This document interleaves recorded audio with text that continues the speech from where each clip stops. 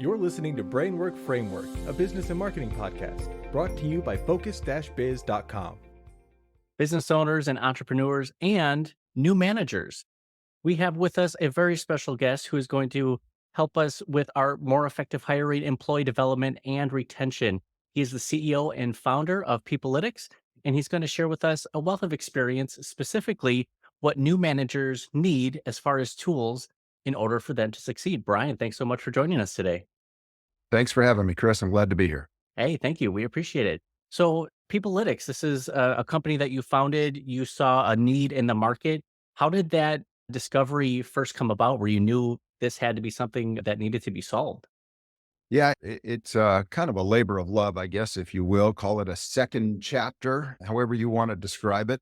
I had a pretty good, strong, exciting career in the car business, retail automotive, about 35 years, where I started as a salesperson, worked my way all the way up the ladder, and was a general manager and partner in dealerships, and absolutely loved the business. But one of the challenges, of course, is how do you find the right people? How do you develop those people? How do you retain those people? And so I'm like most business owners and managers. I made every mistake you can make, right? I really did. I screwed up everything.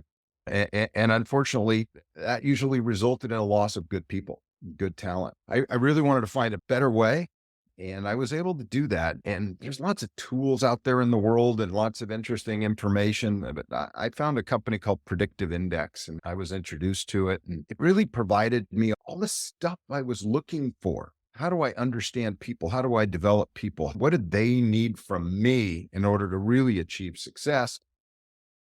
And so when I left, I used it. I was a client for almost 2 decades. And then when I left the business, I decided this is what I want to do. I need to help other companies leverage this information and this tool. That's so important.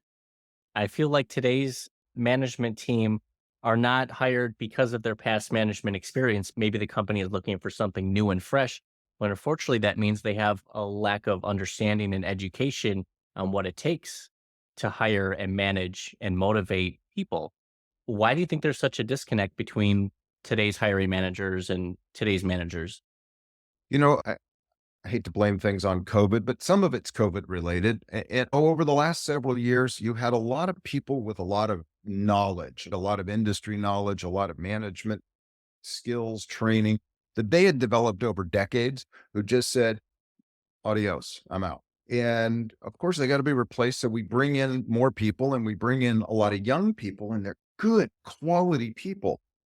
And in most businesses, what happens is we wave this magic wand and we say, ta-da, you're a manager, go manage. Well, that doesn't make them any better at managing, right? Well, what do I do No. from here? What do I do from here? So, where I come in is I try to give those people some tools. I give them some stuff to actually work with that is data-based. Because if we're expecting people to have developed the instinct for management in a year or 2 or even 3, that it took their predecessors 15 to develop and screw up, right? And develop and screw up and develop and screw up. I want to give them tools that makes them more effective right out of the gate. And that's why I partnered with Predictive Index. And that's why I'm doing what I'm doing, is I'm out there trying to help companies all across the country get better. Absolutely. Now, for companies who are hiring your service on, is it kind of a similar use case that you've seen where they hire someone for great experience, may not be management experience, or they have a great attitude and outlook on life and they want to harness that, but they just need a little bit of additional training. And that's where you can come in to actually boost them up into a higher level management playing field. Yeah. So there's a lot of pieces to what I do. And again, it's all data based. What I like is to take some of the emotion out of it and try and put something in a concrete foundation that you can work with. So part of it is hiring. It's how do we identify who's the right fit for the job, right? That's a big piece. If we can find people that like the work, well, they're more likely to be successful, right? And they're more likely to stick, and they're more likely to take coaching and feedback. So that's a big piece, right? And then the next thing is, how do we help managers develop their people? Okay. Maybe it's a brand new manager. How do they learn to go from individual contributor to actually managing people? Maybe it's the next level up. I'm a manager of managers now. And how do I manage these 5 people? So we work on that. And so there's a big part of leadership development. And then the other part of what I do is actually team building and team dynamics. And so we look at the team, but we don't just look at it and say, okay, you have this tendency and you have that tendency. That's interesting, but it doesn't accomplish anything. So we actually look at that, and we look at it relative to the actual work or the strategic priorities of that team. And we help to identify who should we lean into, right? Who might be better at this task and better at that task. And so it's hiring, it's leadership development, it's retention, and it's team dynamics. I love the approach that you and your business take towards that. There's the database element that you are putting truths and numbers into a system and it can compute this and give us an output that helps guide us and direct us. But there is another element, especially when it comes to team building and morale, and that is that emotional element where sometimes maybe us as managers, maybe we're thinking too binary, maybe it's too black and white. Maybe we should put some more emotion into that. How does emotion play a role in the data and specifically with the team building and development?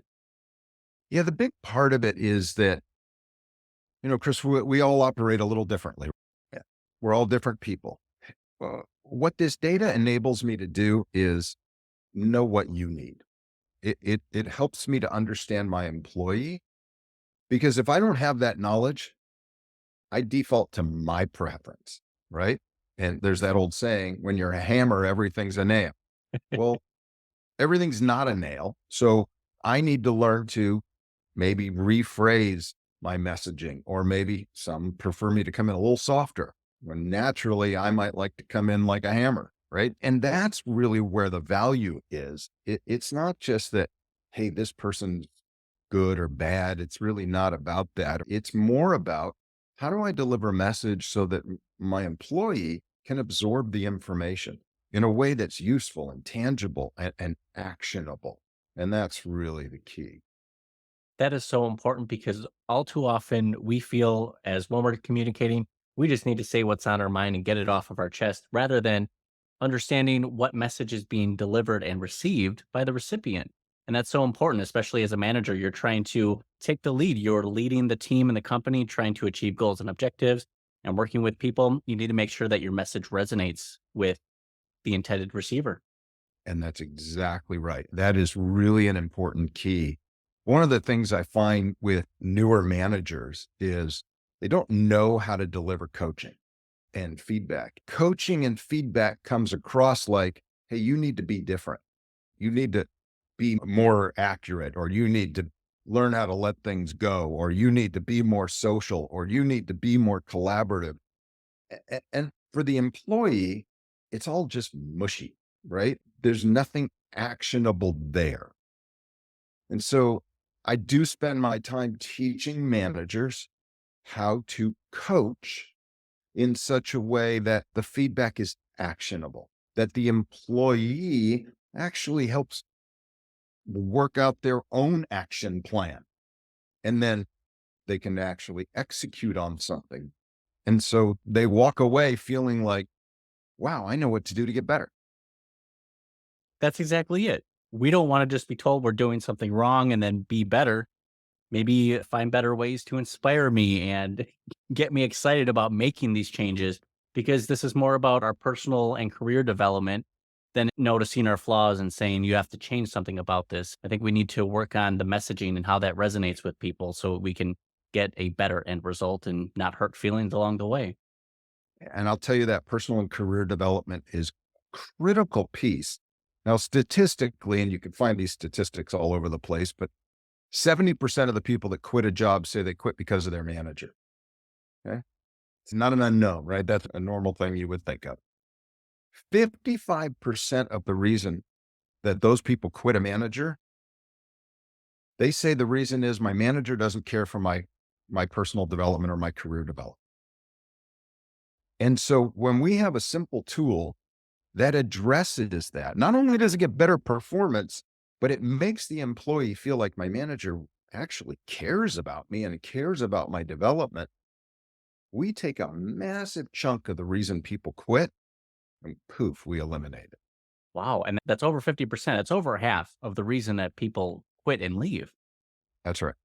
That's incredible. Now, when it comes to the qualities and traits, you've been working with this program for decades and you've seen how it works and how it can be applied. Are there certain qualities or traits that you've seen that natural leaders, natural managers have about themselves? And how can that translate to someone who's new to management? What should they focus on working towards for furthering the development of themselves?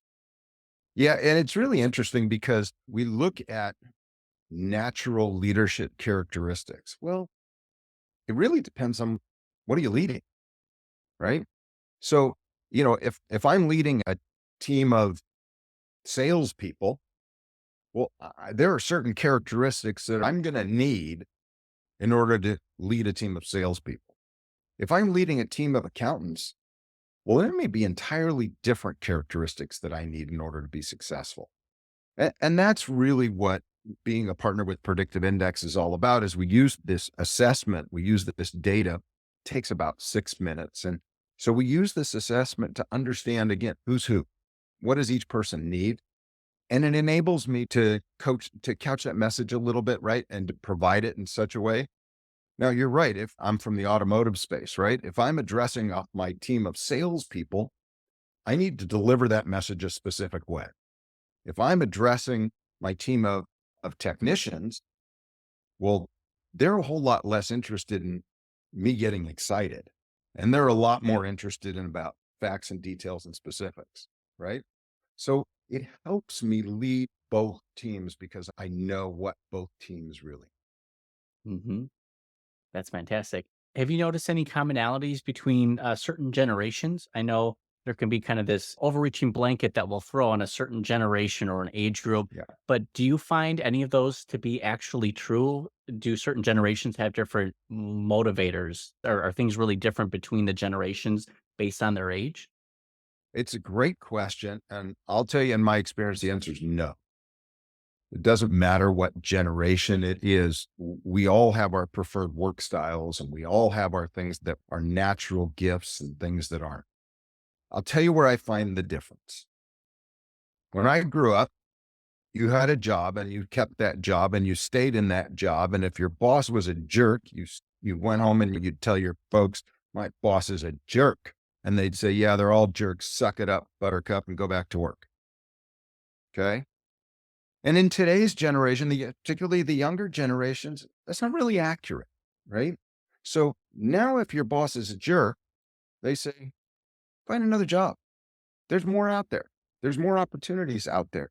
And so because people are willing and able to be a little more transient, I hate to use the word transient because that's not really the intent, but they certainly have more flexibility in their career choices and they're more willing to apply that flexibility.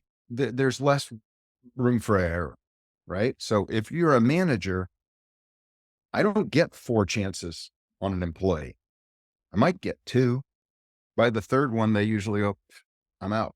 I quit. I don't want to work for you. And so I do get this question often, is there a generational difference? No, not really. The difference is the younger generations not willing to put up with my mistakes for very long.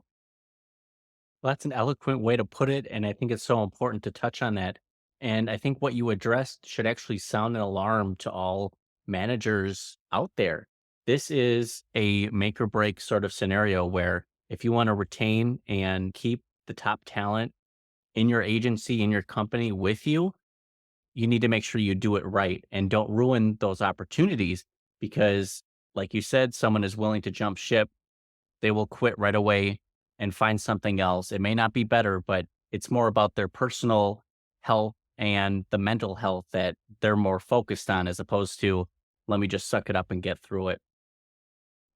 And that really is a big part of the difference. And my generation, part of your identity was where you worked. And that's not really the case anymore. And by the way, I'm not saying mine was right. I'm not 100% sure this one's right. It might be somewhere in the middle, but, I get it. And if I can't provide opportunities and coaching and feedback, of course people are going to quit. And statistically, if you look at some of like Bureau of Labor statistics and things like that, the tight labor market is going to continue. It's not going to change. There's not suddenly some influx of people that's coming. The tight labor market's going to continue. And so we need to do a better job of being managers and supervisors and employers in order to keep the right people that are the most effective for our roles. Truer words have never been spoken. Now, I do want to ask more about just your experience within entrepreneurship. I'm sure you listen to a few podcasts or you're reading books or you have these resources that you like to tap into. Has there been a certain resource either new to you or has been super effective in kind of changing your mindset or allowing you to take actionable insight from that? Yeah, good question. I don't know that I would tell you that there's any specific book. I read a lot of books. I listen to a lot of books. I listen to podcasts, and I meet with a lot of clients too. And as I'm trying to kind of develop that plan, one of the things is that plan is different for different companies. So it's certainly not my place to come in as an outside consultant and say, this is the only way that works and this is the way you're going to do it. That's just not right. So we need to honor and respect those cultures that founders have built, that entrepreneurs have built, and try and work within that to help them. It's also part of where the data helps is I've got clients that everything is right now and immediate, right? Fast, fast, fast, fast, fast. And so if we hire people that are steady, they fail, but they don't recognize that until somebody waves the flag at them, right? Conversely, if I take somebody who's just constantly, I got to go, I got to go, I got to go, and I put them in a company that moves at a more glacial pace, they get frustrated and quit.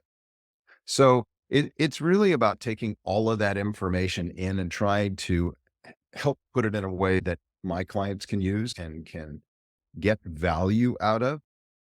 Again, different clients need different things. Different companies are at different stages. You have some companies that have been growing like crazy and hiring was the only thing they were concerned about. And now all of a sudden they're tapped out. They don't want to hire anymore, but they don't want to lose people either. And so they want to focus on retention. And that's where we're focused on with them. I hope that kind of answers your question. It absolutely does. And the three pieces of that recruiting and hiring and development puzzle that it comes down to is so important. That first crucial step is that pre-qualifying. You're trying to find the right fit. But again, some instances, like you said, each business is unique, hiring spree, and now they actually want to retain and develop what they currently have. But it's important to take that bird's eye view within the business, see what's working. You run your programs, the tools and analytics, and that data set provides you some answers and some direction. This isn't just about, hey, this is what Brian thinks. This is my personal opinion. This is based on facts. Let me show you some use cases, some case studies that have actually been an example for the situation that they're in right now. Yeah, exactly. And I've found working with a lot of C-suite founders and presidents and directors, and they're willing to listen. They recognize they've become successful oftentimes because they see the future before it gets there, which is awesome. But now they've got to help get everybody else there, right? And that's sometimes where I come in is to help them with that change management, with that. Sometimes it's a culture shift and sometimes it's just pruning and trimming. Just kind of cleaning up the edges a little bit. Sure. Yeah. Now, are there certain industries that you've worked best with, or do you kind of just help with every industry? Yeah, that's a fun question. Of course, my background is automotive, so I do have a large number of automotive dealerships that I work with. But really, any company that's got people, they need help, or generally they need help, and that's where I come in. So I do have a large number of automotive clients, but I have everything from software developers to retail stores to restaurants to defense contractors to banks. They've all got people and they all run into the exact same issues. That's fantastic. It's a fantastic service that you've put together. It's something that helps a lot of businesses be more successful. And I think for ourselves, marketers, business owners, entrepreneurs, we're always trying to level up our game. We're trying to look into the future and see what's next. And we need to make sure that we have the right team coming with us because they're either going to ensure our rapid growth, if that's what we're looking for, or they're going to hold us back or just kind of we're going to stay in the middle here. But we need to make sure that we're doing everything we can. And a small investment into Peoplytix here can mean massive growth for our business and our company. That's right. Yeah, it is a small investment, but I will tell you that churning over people is a huge cost. Huge, huge, huge. So we quantify it because that's part of what we do. But, $60,000 a year employee costs about $20,000 to turn that person over. So if you're turning over one a month, you're $250,000 a year that just came out of your bottom line. Wow. So And think about where those resources could have gone. that's right. That's incredible. Now, Brian, where can people find out more about Peoplytix? You personally, where can they find you online and get connected with you? Yeah, you can find me on LinkedIn and I'll provide contact info. In fact, for your listeners, I'm happy to even set it up so they could try it for free. They could try out the tool. I'm such a believer in this that I'm willing to give it away and let you try it all out. And hopefully it works for you. That's wonderful, Brian. Thank you so much. We'll make sure to include the links and that special offer down in the show notes below. So make sure you check that out and take advantage of that tool. Again, Brian's offering a free trial of this. You got to get started just to get some insight and data to understand what it is that is or isn't working within your business. Brian, thank you so much for joining us and sharing this insight with us. Congratulations on everything that you've built and the continued success of your business. Is there anything that we can do to support you in your endeavors? No, I'm really thrilled to be here. Great talking with you, Chris. I really appreciate it. And certainly I hope some of your listeners will reach out to me because I'd love to just keep sharing it and see if it's right for some of them. That sounds fantastic. It is a win-win scenario. Make sure you Absolutely. take advantage of Brian's offer here. And thank you so much for joining us today. Thank you.